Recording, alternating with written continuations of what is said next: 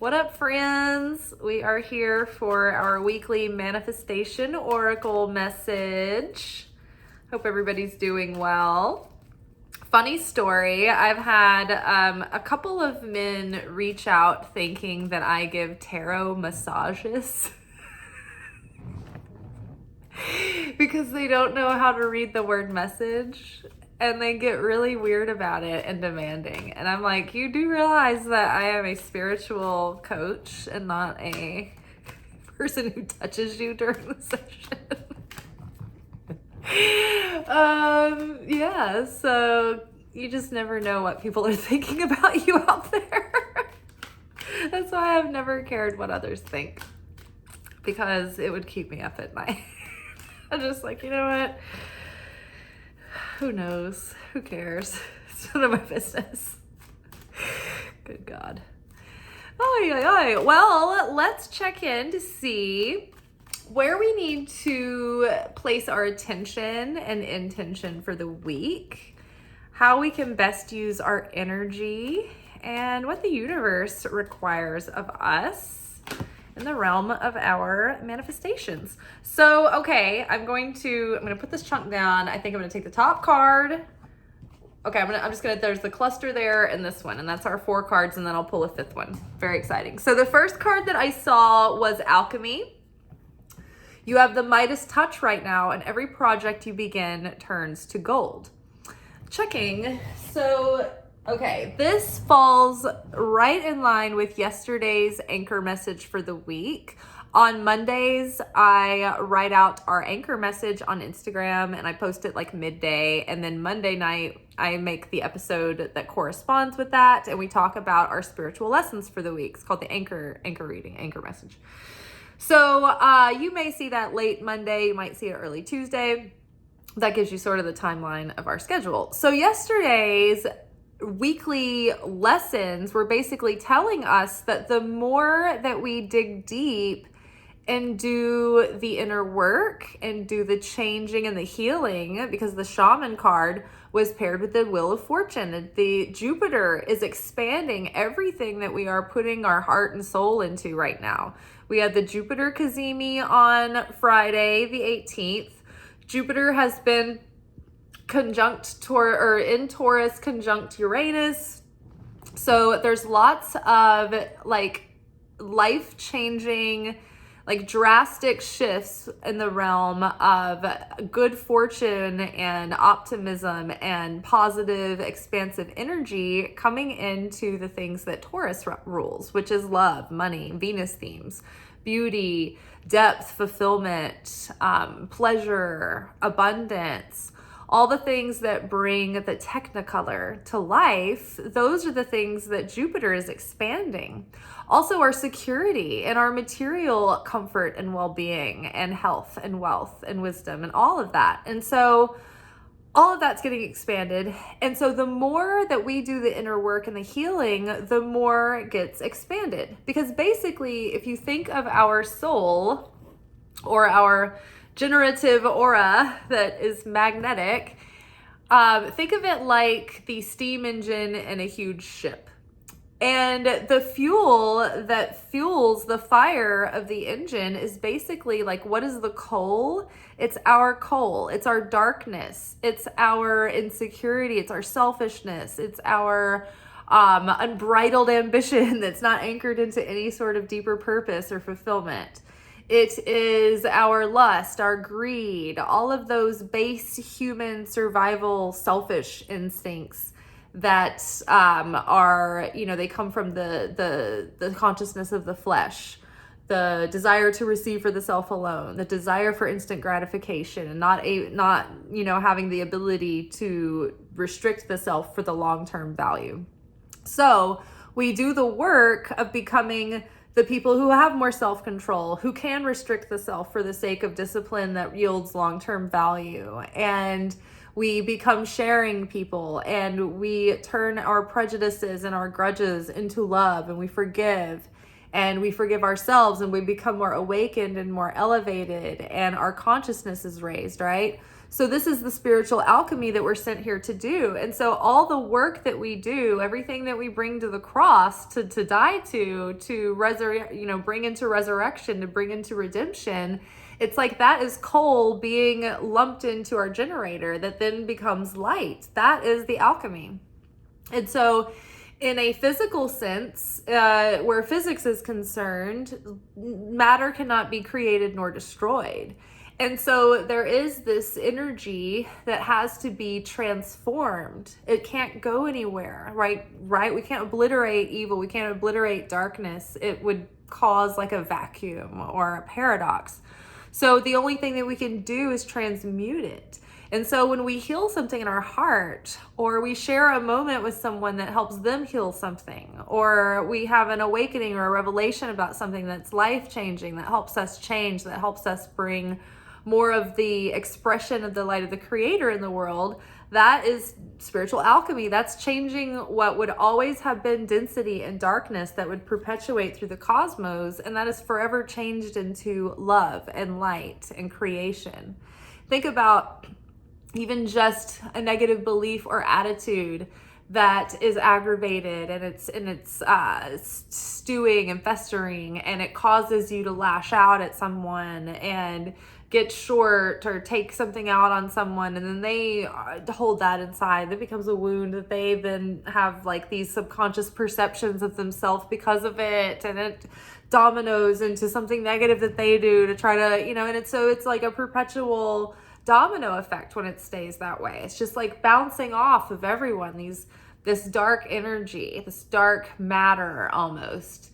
But when we do the alchemy, this spiritual work, and we heal and we choose to like seek after our darkness, that's been a big theme this week. It's like being the spiritual student that chooses not to just float through life looking for all the sunshine and rainbows, and not just floating through life trying to find something that anesthetizes the discomfort, but going directly into the discomfort and getting filthy with it, and really looking at the shadow side and the ego side, what we need to sacrifice, and from that comes light, and it comes magic and miracle and healing, and we are elevating the upper realms when that happens. We are tipping the scale of light and darkness.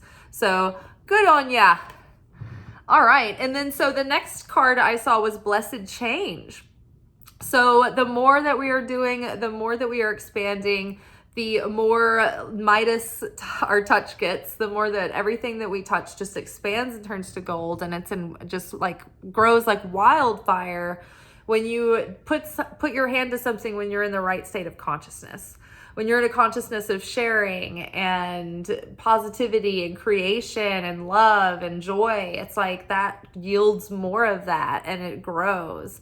And if you take an action in fear, then it starts to create chaos and negative effects.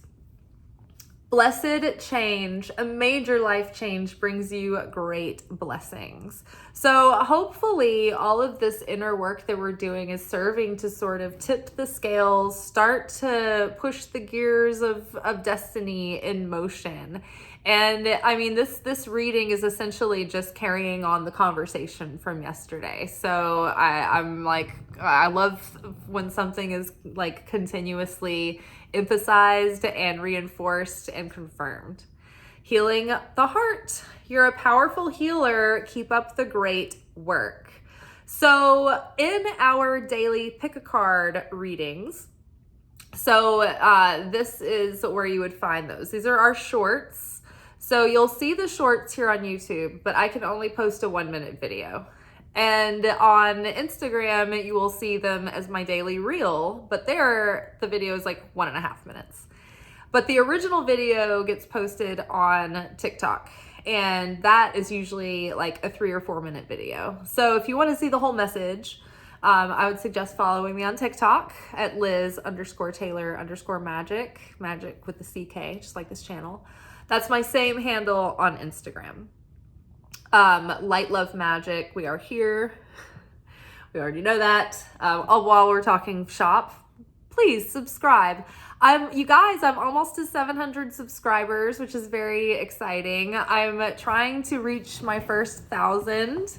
That will be one of my next big steps in trying to monetize this channel. After we get to 1,000 subscribers, the next goal for us is to get the watch hours up. So I don't think it counts if I let my own videos play. I would. But you can leave the house and like let a playlist just run in the background. But basically I need to get my watch hours up, public watch hours up to 4,000 hours within a 365-day period. I'm not sure if I have to maintain that in order to stay monetized or if I just need to reach it at least once. But with the fluctuating times of year, it's like I can never get there. And I'm always hovering at around 1,000. So we need to triple this. And unfortunately, the shorts don't count for public watch hours, only the videos. So I don't know if I have a different audience. There are some crossovers, but it is a different audience. A lot of the people that watch the shorts aren't probably not even aware of the videos. And the people that watch the videos, I don't think that they watch the shorts. So I don't know. We've got to get this fused together. But that's the goal, you guys. So that's the assignment is like, share, subscribe, comment, all that stuff to help me get into the algorithm. But the two main checkpoints that we need to get to next is tripling my watch hours so I can reach 4,000 watch hours in a 365-day period. And we need to get me up to 1,000 subscribers. And I'm almost at 700, and I've been making a video every day for like 3 years. So y'all, I'm not just some flighty wishy-washy out here. I've been consistent. Okay, so healing the heart. You're a powerful healer, so keep up the great work. So my point being was that so far this week, Monday and Tuesday, our daily pick a card has been first the Page of Cups, and then today it was the Page of Swords. I almost had a feeling if I had shuffled the Page of Cups into the deck again, it would have come out again, but I wanted us to have more variety, so we got Page of Swords. But I think that because we've had Page of Cups a couple of times last week too, I feel like there's an emphasis on us being like a healer or like a source of inspiration or like safe haven or a comfortable person for others to feel exposed in front of. And so I think that we need to be careful how we communicate, because where like someone like when you're this kind of person that I'm describing, that people kind of feel like they can open up to, and they kind of, feel that you're like a sensitive and understanding person, it's like your responses and reactions, like people take them so much more heavily or like deeply or seriously than like when the average Joe does it. And so you can't go around completely enmeshed, tiptoeing around people's fragility, but just be aware that you can more easily hurt someone's feelings maybe than someone else. Or if somebody feels like it took a lot for them to like be vulnerable or open up, and then, like you don't respond in a sensitive way, and because you're just not even thinking about it, like they might be more tender than you expect. Does that make sense? Like just be conscientious about how you approach people, how you communicate, and how you receive them. And I think probably how we are receiving others is probably the most important, because you want to make sure that you help people feel accepted and not judged. Because the world is just so hard and horrible and like difficult. So it's like, why not just try to at least give people a feeling that they can be themselves? Just accepting them for, who they are. Not trying to make them be different. So you are a powerful healer. Keep up the great work. All right. And then soulmate relationship is here. New romance with a spiritual basis is here for you now. This card has been coming up a lot, and I feel like it's been coming up in our romance oracle readings on Thursdays.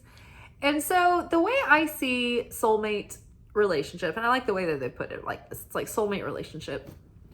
In Kabbalah, there's, I think it's in Kabbalah too, where it's a lot about relationship dynamics. And one of the things that we learn is that there's not necessarily, like there might be a person that's just like, could bring out your ultimate, like, you know, potential. But we look at soulmate relationship as a level of relationship. There's like 4 levels. There's like first mates, or maybe they're called practice mates, first mates, tikkun mates, and then so there's practice mates, which it's like casual dating, like you're just getting to understand like the courting, and you know, it's like very surface level. It's just shallow dating or very early relationships where you're not really going deep yet and you're very young and immature. And then there are first mates. These are the people who maybe like are your first relationships, where you start to really come online and you feel like you love someone and you care about them, you know, and it's like, it's not always just about you or what you're getting from this interaction, but there's heart in it, and there's reciprocation, and you learn relationship skills. You begin to. But this is where you begin to learn how to communicate and how to have relationship and how to build those paradigms and dynamics. Then there is the level called tikkun mate. And those are the relationships that you've had, that there have been highs and lows and a lot of work and a lot of like probably pain and joy. And where you learn a lot, and you do a lot of healing, and you do a lot of hurting, and you do a lot of soul searching, and it is the level of a relationship where you're doing a lot of soul correction, and it's kind of purifying the slate for your soul so that you can prepare yourself to reach a soulmate level relationship. Now, for those of you who are like, what is tikkun? So in the Hebrew Kabbalah, when we look at the soul and the soul's like purpose for lifetime after lifetime, basically the soul map is like the tikkun of a person. It's kind of like karma. And it had like all of your sins from lifetimes that have like piled up. It's like you're always kind of like working those off, and you're purifying aspects of yourself, and you're bringing things into balance, and you are elevating your weaknesses, and you're strengthening your strengths, and you're using your talents, and you're, you know, doing these like soul contracts with people. It's like the whole big workbook that your soul comes to earth with, and it's like, these are the things that you probably need to like do while you're here in this physical plane. So that's tikkun. So when you're working on tikkun and tikkun's coming up, it probably is also bringing up discomfort. It's probably not the most smooth flight. A tikkun flight would be lots of turbulence. Maybe moments where you think that the plane's going down, and you're like holding hands with the person next to you, and like someone's calling their, you know, wife, and they're like, well, I don't know if I'm going to be able to come home. I need to tell you I had an affair. And then like the plane levels out. You're like, everybody's like, oh shit, that didn't really happen. Oh, we kind of lost it for no reason. You know, that scene in like comedies, right? Over. So yeah, so tikkun relationships are like, there's turbulence, there's strain, there are things about it that make you grow and extend beyond what you were. They deepen your relationship skills. But yeah, they can be pretty bumpy, and you can come out with some like, you know, battle scars. So then the soulmate relationship is when you've prepared yourself enough, you've done the work, you've done the healing, you have set yourself on a path of growth, and you know yourself pretty well, and you're pretty complete on your own, and you're not lacking, so you're not needing for anything from anyone. But you can meet the person who's like that equal, and by the two of you coming together, and it's like you're both equally like worked out a little bit, maybe in different ways, but like you are energetically like you're equally yoked, and you stand shoulder to shoulder, and you're both on the same page, and you're both equally invested in the thing, and you're both like, yes, I want to keep growing, and I want to keep transforming, and I want to keep evolving. And they're like, yeah, me too. And so then by the two of you being so whole, you actually add more to the other by being in each other's lives. You like bring something to the picture, not just like take something from the picture. So your cup is running over. And because of that, usually you improve your immediate surroundings. The people in your life benefit from the relationship. And it's quite possible that the two end up having like a mission or something that they do that they share that ends up helping the world in some way. So soulmate level relationship is a level of relationship we aspire to. So I love that because it takes a lot of the pressure off of feeling like there's just like this one person that you're supposed to like try to find, and hopefully they are on the same page and their life's decisions and free will don't, F it up for everybody.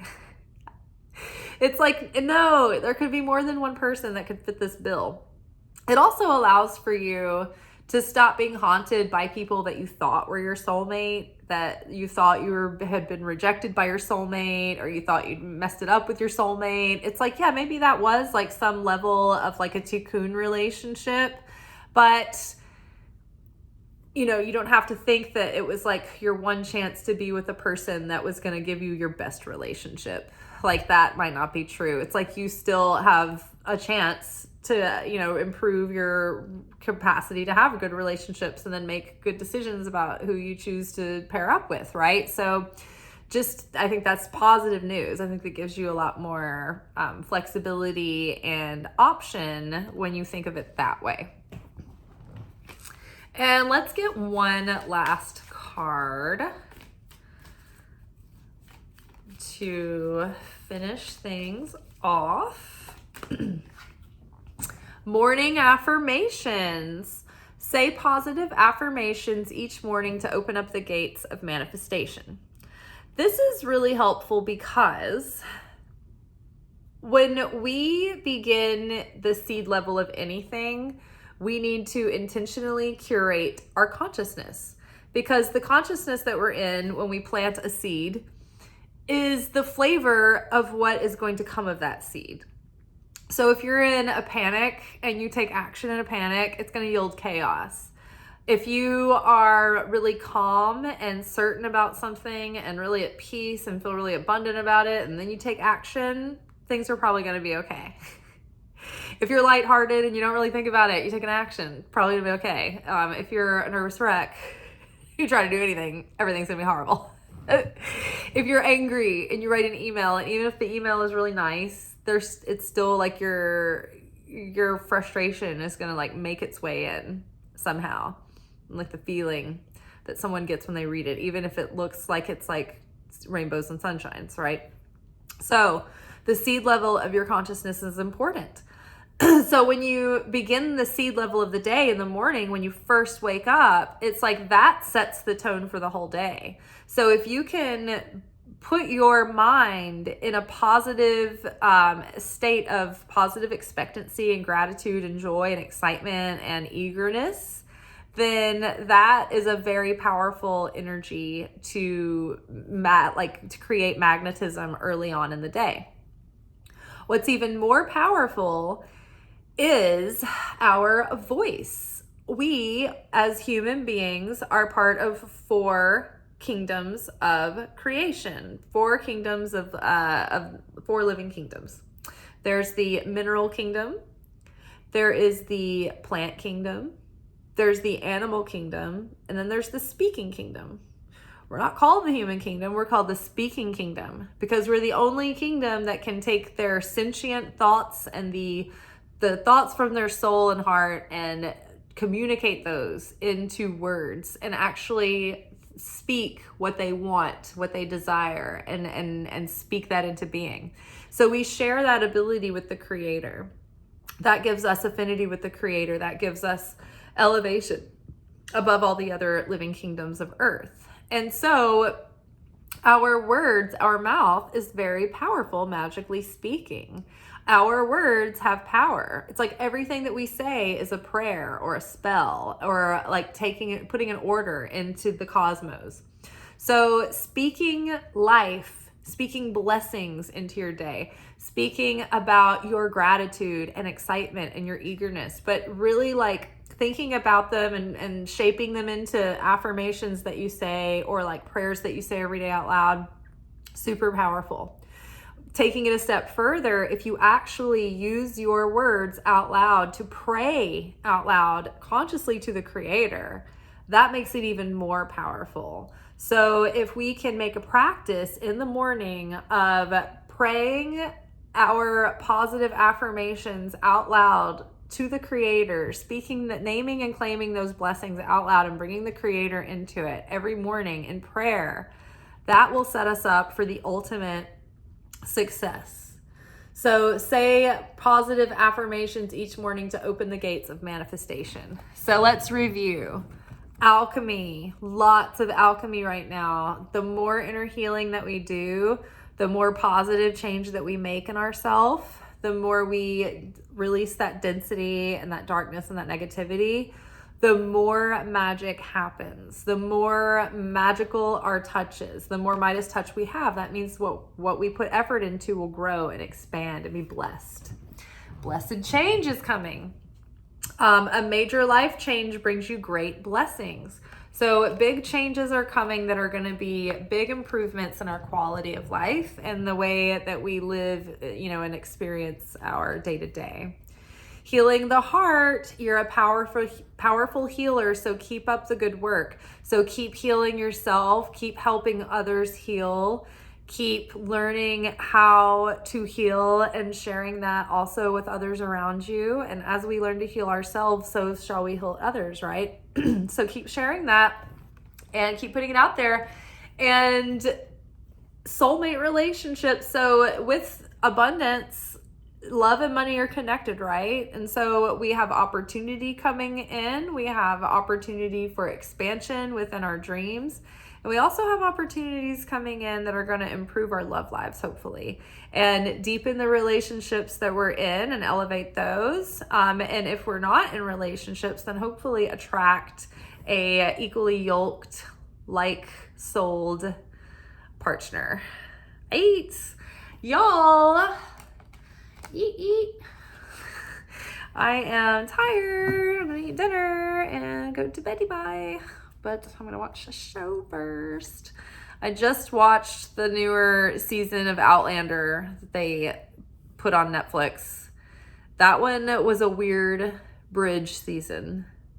It wasn't much. I didn't feel like much really happened, and then it was over. So that's that. And I'm a big Outlander fan. And then I decided that I was really in the mood to watch The Chosen again. So I'm starting to rewatch The Chosen. That's a really good show. If you don't know what it is, it's a show about Jesus meeting his disciples and them taking their tour on the road.